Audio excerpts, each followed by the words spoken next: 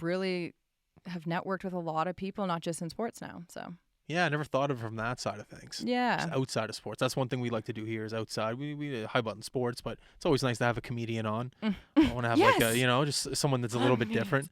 Yeah, it's really fun. You can kind of get tunnel vision too when you're asking same sport questions. Oh. You know what I mean? It is kind of like cyclical. Yeah. You got to keep it easy. These kids are 16, 17.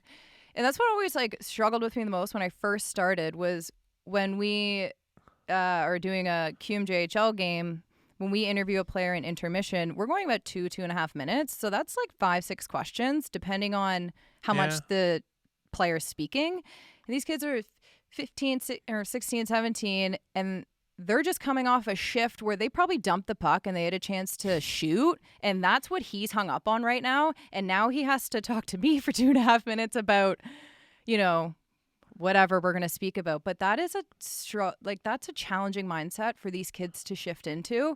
So I always just try and keep it really easy because I couldn't imagine if that was me, I would struggle big time. Yeah.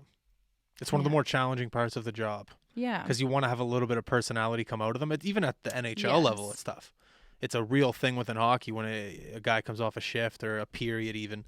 It's just very calm, very subtle. The guy's trying to get a drink of water, not answer some questions. But it's a challenge, and it's kind of a rewarding feeling having a little bit of personality come out of a person. I remember, who was it yesterday? I wasn't a player. It was a coach. It was Rick Bowness. Scott Oak had a little pregame interview with Rick Bowness, and they were talking about the game. And Rick was very calm, collected, composed, whatever those three words are together. And then Scott Oak brought up a picture of Rick Bowness playing Pee-wee hockey when they were on the same team way back. I think it was like PEI or Cape Breton where they grew up or something. Love it. I don't know. And it caught Rick completely off guard. And then the next thing you know, Rick kind of broke through with that character and started laughing and having a good time. Yeah. But like that's the genius of the job that you and I are in, where you can break through that little wall barrier and go, okay, this guy's going to get a little laugh about the research that I did behind the scenes, and I'm going to surprise him. Almost like, you ever know who Nardward is?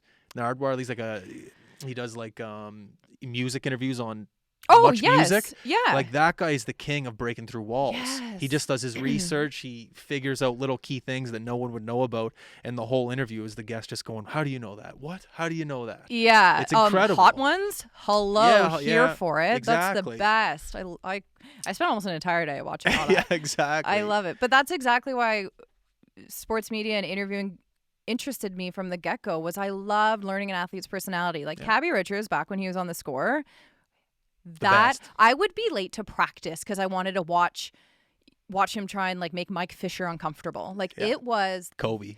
Oh, that one's the best. The Kobe his ones are good.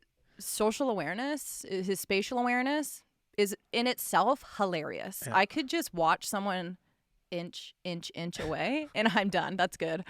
But it's that's the best part for me, and that's why I got into it. And it was a little different to do broadcast because it's challenging to get those personable moments because you're in a live game and you have to respect the players and the coaches. Yeah.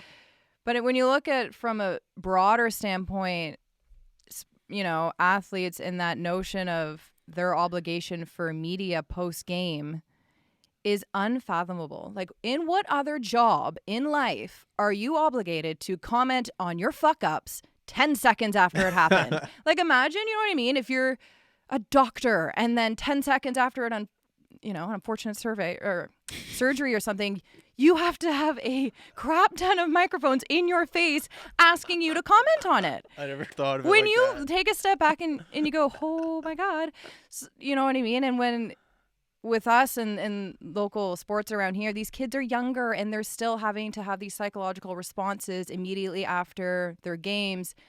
You got to give it to them. As much as you'd love to get a giggle or like something funny, they're just kids, It's funny. I'm just picturing an interview after like a heart surgery.